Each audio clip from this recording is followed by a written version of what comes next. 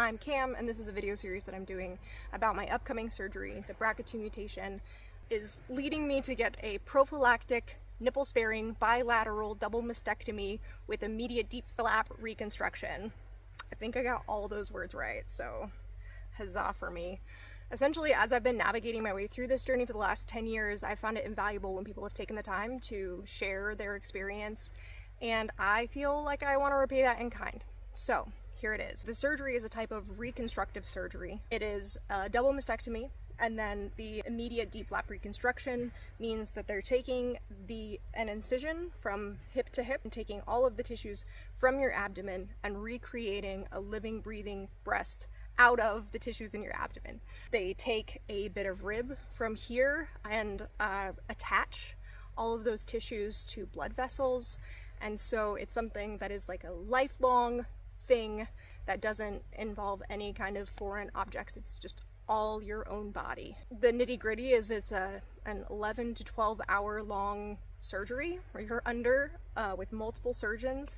So I will have 2 plastic surgeons and their PAs, and then I'll also have another surgeon who's doing the mastectomy portion of the surgery. So the pluses for the surgery is, like I said, it's a lifelong thing that has been shown that women who get this surgery often feel the most content long-term with their results.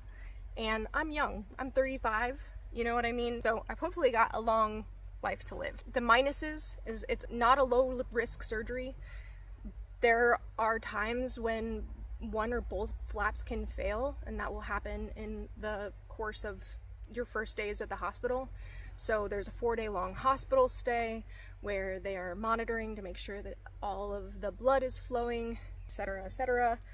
It has a really long recovery of 8 to 10 weeks, especially the abdominal incision.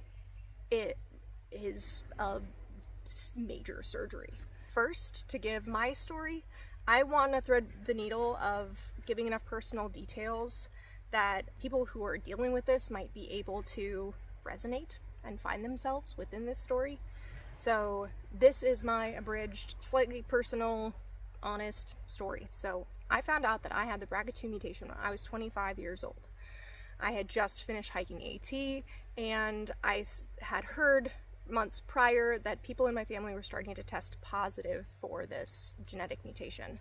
The BRCA2 mutation is an early onset breast cancer mutation, and ovarian and uterine, but the risks for breast cancer are astronomical. It's like above 80% or right about at 80%. And when it comes in my family, it carries the triple negative, which makes treatment really difficult as well. So not really something you want to mess with. So the BRCA2 mutation is my sole inheritance from my biological dad, aside from all of my favorite core wounds that make me like funny and relatable. So at the time that I was 25, I was going through a lot. I was hiking the AT and ending a traumatic relationship. I met my current partner while I was solo hiking on the AT.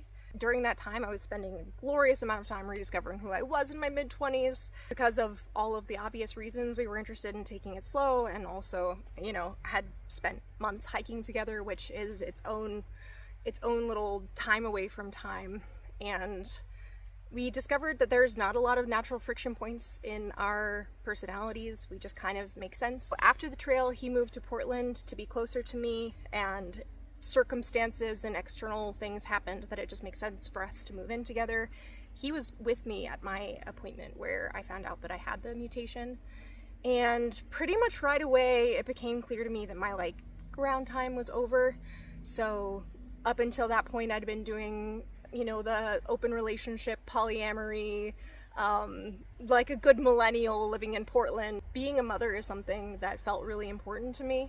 So it became really clear to me that if I am going to build the stable situation that I required in order to have a child, hence the biological dad bit, I needed to have a good, stable partnership to bring a child into the world.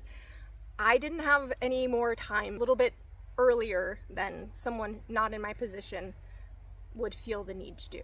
It made a lot of sense for me that if we were to break up, he's younger than me, and so it made perfect sense for it to not work out that way.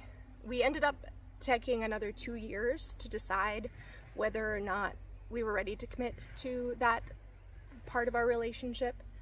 And we did. And then so 2 years later, Sean planned a trip for us to go to Ireland. It's a long and beautiful story, but suffice it to say that we came back from that trip pregnant with our daughter. So she was born 1,000 years later, actually. I had a very long pregnancy. I won't get into any of that since I'm done having children. And the world is what it is right now. It made sense to just bite the bullet and figure that out. Regarding the decision itself, so I am a crunchy, off-the-grid, back to the land sort of lady. I have a spiritual relationship with the land, a nuanced belief system around wellness. I lived at an ashram for a while. You know, I eat healthy, I stay active. So it's been tricky. It's been tricky. I have a healthy skepticism of certain aspects of Western medicine while also appreciating, you know, some of the marvels of modern science. But finding myself in the mythology of statistics and prevention, it was an important conversation, something that I really needed to take a lot of my own time parsing and figuring out. Ultimately, I arrived at this decision because it felt like even though the surgery is really intense and the recovery is really intense, the results are the most natural. For me, silicone implants was out of the question. I don't like having foreign things inside my body. A lot of people feel differently about that, and I think that's great, but I thought at the time that I was initially starting to do this research that my only option was going flat. And I was prepared to do that, but when I found out about this surgery, it felt like a wholehearted yes. I did a lot of reading from women who have had cancer or done these kind of preventative surgeries, and what I read was if you can keep your nipples, like, why not do that, you know? You can always make the decision to get rid of them later. The prospect of keeping my nipples, it feels really good. The, like, losing my like, for whatever it is, like mama pooch, is like, it's a nice perk. You end with a flat stomach. That's pretty dope, right? And it's all your own tissues. So for this surgery, they take the skin that's attached to the tissue and it kind of acts like a window. It's like a football shape at the bottom of the breast. And then after a certain number of months, they go back in and they remove that skin. And then it's just one scar. So at the end, you have scars underneath your breasts, scar from hip to hip. I obviously am covered in tattoos, so my plan is to cover the scars with tattoos too. So in the next video, I'll talk about the things that I'm doing specifically to prepare for the surgery, and then of course in the subsequent videos will be post-surgery and recovery type conversations. So I'll see you in the next one. Wish me luck.